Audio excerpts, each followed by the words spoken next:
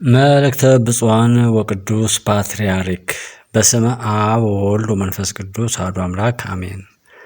ገባሪሳ ለእግዚአብሔር ወደፊትህ ለኩሉ ግፏን እግዚአብሔር ይቅርታ አድራጊ ነው፣ ለተበደሉ ሁሉ ይፈርዳል።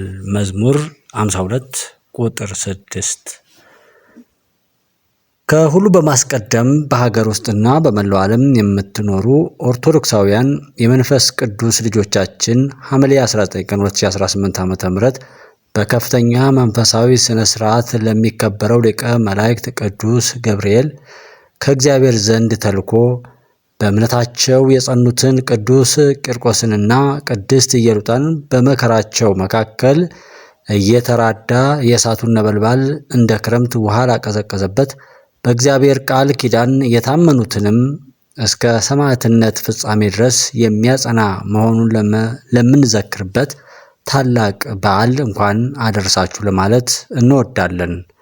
የኢትዮጵያ ኦርቶዶክስ ተዋሕዶ ቤተክርስቲያን ከዘመነ ሐዋርያት ጀምሮ የወንጌልን ብርሃን በማብራት የሰላምን መንገድ በማስተማር ፍትህን በማጽናት የተጨነቁትንም በማጽናናት ሕዝብንና ሀገርን እየደገፈች የኖረች ናት። በዚህ ቅዱስ ተልእኮ ውስጥም መናንያን መነኮሳትና መነኮሳይት ዓለምንና ከዓለም የሚገኘውን ጊዜያዊ ክብር፣ ጥቅም፣ ምቾትና የመሳሰሉትን በፈቃዳቸው ትተው በየገዳማቱ በበዓታቸው በጾም በጸሎት ተወስነው ሕይወታቸውን በትህትና ለእግዚአብሔር በመስጠት ስለ ራሳቸው ብቻ ሳይሆን ስለ ሀገር፣ ስለ ሕዝብ፣ ስለ ሰላምና ስለ ዓለም ደህንነት በመዓልትና በሌሊት የሚጸልዩ የምድራችን በረከቶች ናቸው።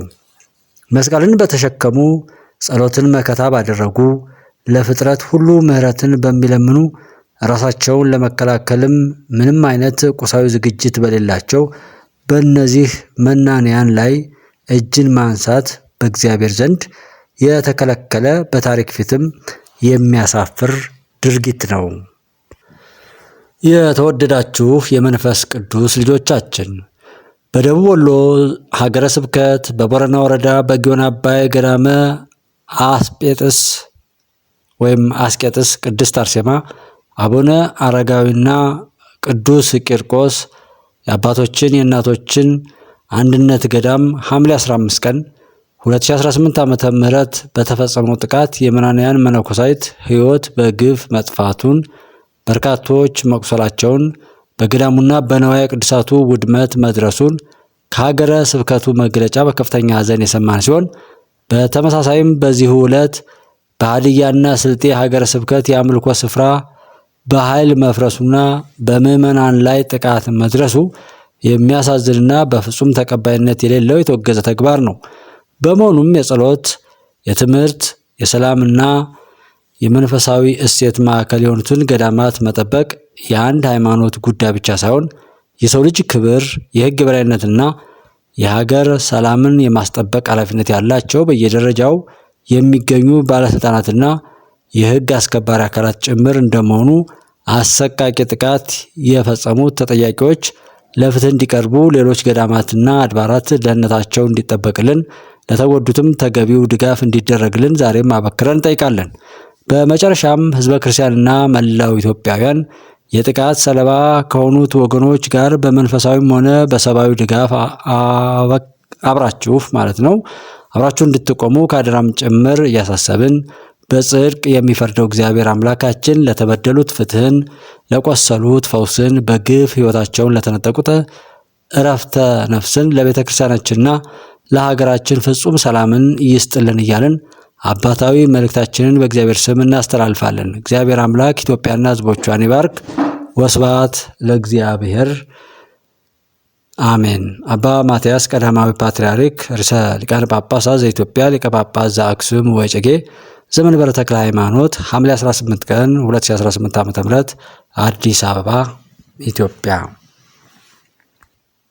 የተከበራችሁ አድማጭ ተመልካቾቻችን ይህ እግዚአብሔር ይፍረድ የሚለውን እኔም የምስማማበት ይሆናል። ነገር ግን ከደብረ ኤልያስ ገዳማት ጀምሮ ሌሎች እዚህ ጋር ጉባኤ ኢትዮጵያ ላይም በተደጋጋሚ የምናቀርባቸው አባ ቆሞስ እንደዚህ የሚባሉ በሃይማኖት ስም ሽፍቶችን አስታጥቀው ባርክ ያለው ግደል የሚሉት ከነ አቡነ ሉቃስ እና ሌሎች አቶ ጴጥሮስ ወይም አባ ጴጥሮስ የሚባለውን ሁሉ እያየን በነዛም ላይ እንደዚህ አይነት መግለጫ ቢሰጥና ማውገዝ ቢቻል ጥሩ ነበር። ፍትሐዊነት ስለሚመጣ ፈጣሪ ፍረድ የሚለው ግን ሁሉንም ስለሚፈርድ ከእሱ አንጻር መፍረዱ ጥሩ ነው እንላለን። ምን ሊያረጉ እዛ ቦታ ላይ ሄዱ፣ ለምንስ እንደዛ ሆነ የሚለው ግልጽ ቢሆን ጥሩ ነው። ልክ እዛ ቦታ ላይ ማን እንዳደረገ ሸፈንፈን ማለቱ ምናልባት ለጽንፈኞች እንደማይጠቅማቸው ፋሲል የኔዓለም ራሱን በዚህ ላይ በአኩራፊነት የገለጠበት ሁኔታ አለ። በግልጥ እንድነው እንዳነው ብሎ መንግስትን ጸረ ቤተክርስቲያን አድርጎ እንዲነገር ፈልገው ነበር። ነገር ግን የአባታችን መልእክት የሚለው ምንድነው? ፈጣሪ ፍረድ። እነዛን መናንያንን መግደልም ሆነ ማስገደል በራሱ ህገወጥ መሆኑን በሽፍኑ የሚናገርና በሁሉም ነገር ላይ እግዚአብሔር ይፍረድ፣ እኛም ሁላችንም ተሳትፏችን ደግሞ ለጥፋት ባይሆን የሚል ጠቅለል ያለ መልእክት እንዳለው ነው እኔ በግሌ የተረዳሁትና ፋሲል የኔዓለም ግን አኩርፎ በምድር ላይ ያሉ የእግዚአብሔር ወክሎች እንደ ክርስቶስ እውነትን ተናግረው ዋጋ ለመክፈል ዝግጁ መሆን አለባቸው ብዬ አምናለሁ ይላል። እንግዲህ ከሃዲው አስመሳዩ ጥፋትን በህዝብ መካከል እየረጨ ምንጊዜም ያለ ተጠያቂነት የህዝብን መከራና የህዝብን ደም መፋሰስ ሲያበረታታና ሲናገር የሚውለው በጣም የተረገመው ፋሲል የኔዓለም ነው ይሄንን የጻፈው። በአርሴማ ገዳም መነኮሳት የተጨፈጨፉት በድሮን ነው። ተኳሹም መከላከያ ነው። በግልጽ ማውገዝ የሚገባውም ይህ ተቋም ነው። እንዴት አወክ? እንደዚህ ይላል ተብያለውም ወይም እንደዚህ ነው የሚል ነገርም አይደለም የሚለው፣ በቃ በቀጥታ ነው የሚለው። ይህም በግልጽ ክፉነቱና ጥላትነቱን ወይም ሌላ ብጥብጥና ሌላ ደም መፋሰስ ለመጥራት የሚጣደፍ መሆኑን የሚያሳይ እንደሆነ ማረጋገጥ ችያለሁ። መሸፋፈን ችግሩን ከማባባስ ውጭ መፍትሄ የለውም። የራሱን ዜጎች በድሮን የሚጨፈጭፈው የዘመኑ ሞሶሎኒ 4 ኪሎ እንደሚገኝ የሚጠፋዎት አይመስለኝም ብሎ አባታችንን ለመውቀስ ሞክሯል ማለት ነው። ምድራችን ስለ እውነት በሚሞቱ የሃይማኖት መሪዎች ካልተሞላች በሐሰት በሚኖሩ ሰዎች እንደተበከለች ወይም እንደተሰጠች ትቀጥላለች ይላልና ለማንኛውም እኔ ስለሽም በጉባኤ ኢትዮጵያም ወይም በምዕመናን በሞቱትም ሆነ በሚሰቃዩት በአጠቃላይ ፈጣሪ ይፍረድ። ፈጣሪ ፍትሐዊ ፍርድ ነው ያለውና ፈጣሪ ይፍረድ የሚለውን ነገር አበክሬ ሁሌም የምለው ነው። አሁንም ደግማለሁ። ፈጣሪ ይፍረድ፣ ሁሉንም ነገር ነፃ ያውጣ፣ ገዳዮችን እያስወግድ፣ ደም አፍሳሾችን ደማቸውን ያፍስስ። ቅድስት ቤተክርስቲያን ተጠልለው በዛች በተቀደሰች ቤተክርስቲያን ላይ ገዳይና መገዳደልን ሃይማኖታዊ ሽፋን እየሰጡ የአፄ ምኒልክና እንደዚህ ምድራዊ ስልጣንን የሚማግጡ በትክክል የግብፅን ተልኮ ተቀብለው ከእስክንድሪያ የተወረሱ በሽታዎችን እና መጠፋፋቶችን በምድራችን ላይ ለማንገስ የሚተጉትን የሚያስቡትን የሚተባበሩትን ሁሉ ፈጣሪ ይፍረድባቸው ማለት እፈልጋለሁ። ግብፅና ኤርትራ እንደሚሉት የቀይ ባህር ጉዳይ የሚያስጨንቃቸው ወይም በጉዳዩ ላይ የመናገር መብት ያላቸው ከባህሩ ጋር የባህር ዳርቻ ወሰን ያላቸው ሀገራት ብቻ ናቸው ካሉ ወይም ከሆኑ በሎጂክ ደረጃ የናይልን ውሃ የመጠቀም ሁኔታን መወሰን የሚችሉትም እንዲሁ ለወንዙ ውሃ ብቸኛ ባለቤት ወይም ለዛ አስተዋጽኦ የሚያበረክቱ ወይም የሚያፈሱ ሀገራት ብቻ ናቸው ሲሉ አምባሳደር ቲቦር ናጊ አሜሪካዊ ዲፕሎማት ወይም አሜሪካዊ ዲፕሎማት ማለት ነው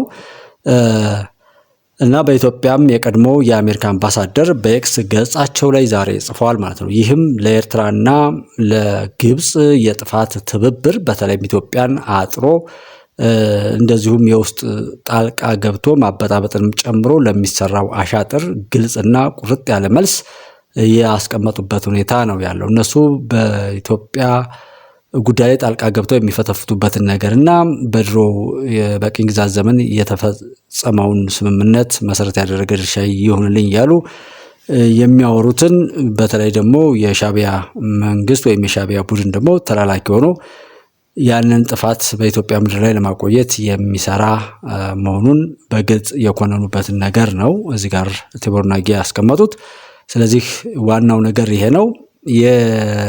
ለራሳቸው ሲቆርሱ የማያሳንሱ ለሌሎች ግን የሚገረግሩ በዚህ ልክ ዓይን ያወጣና ኢፍትሐዊ የሆነ ዓለምን የሚያዋርድ ያለምንም ፍትህ ገደል የሚከት በዓለም ላይ አለ የሚባሉ ተቋማትም ቢሆኑ በቁማቸው የውሃ ሕግ፣ ዓለም አቀፍ ሕግ፣ የተባበሩት መንግስታት ሕግ እንደዚህ ሀገራትን እንኳን እንደ ሀገር ፍትህ በማንገስ ችግር ከመፈጠሩ በፊት ምንም የማይሰሩ መሆናቸውን በግልጽ ያስቀመጡበት ነው። ስለዚህ ለግብፅና ለኤርትራ ወይም ለሻዕቢያ መሪ ቁርጥ ያለ የጥፋት አሻጥራቸውን የዘረጉበትን በአባይ ውሃ ላይም ምንም ነገር እንዳይሉ አንደበታቸውን የሚዘጋ ንግግር መናገራቸውን ልናስተውል ይገባል። ይህን ያክል እንደዚህ አይነት ታዋቂ ሰው ሲናገሩ ማቅለሉም ተገቢ አይደለም። ጥላቶች እንኳን እንደነዚህ አይነት ትልልቅ ዲፕሎማቶች ተናግረው ይቅርና ያልተባለውን አለ እያሉ በነ መሳይ ማናቸውም በነ ፋሲሌን ያለም በነ ወንድማገኝ በነ ልደቱ በነ ጃዋር ንግግር እንኳን ብዙ ሲያቀራሩና ሲፈክሩ የሚውሉ ብኩኖች በነ አስረስ ማረ በነ ዘመነ ካሴ መሰል የጥፋት ኃይሎች ላይ በዛ ተጀብነው ደጋግመው አንድን አይነት አሽንጉሊታዊ ወይም እጅግ በጣም ከንቱነት የተዋረሰው ንግግር እንኳን ደጋግመው የሚያስተጋቡ ሰዎች በመሆናቸው ትክክለኛና ዓለም አቀፋዊ ነገሩን የሚረዱት ዲፕሎማት በዚህ ልክ ሲናገሩ ይህንን የሚመስል ነገር በማንሳት የዓለምን ፍትህ መፈታተንም ወይም የዓለም ፍትህ እና ተቋማት ምንም የማይሰሩ ኢፍትሐዊነትን የሚያሰፍኑ መሆናቸውን አንስቶ መሞገት ተገቢ ነው ማለት ነው። ለኛ የተከለከለ ነገር ለሌላው እንዴት ይሆናል? እኛን በጭቆና የምታኖር ዓለም እንዴት ትኖራለች? ወይስ የራሳችንን የምትቀማ ዓለም እንዴት እሷ ልታገኝ ትችላለች?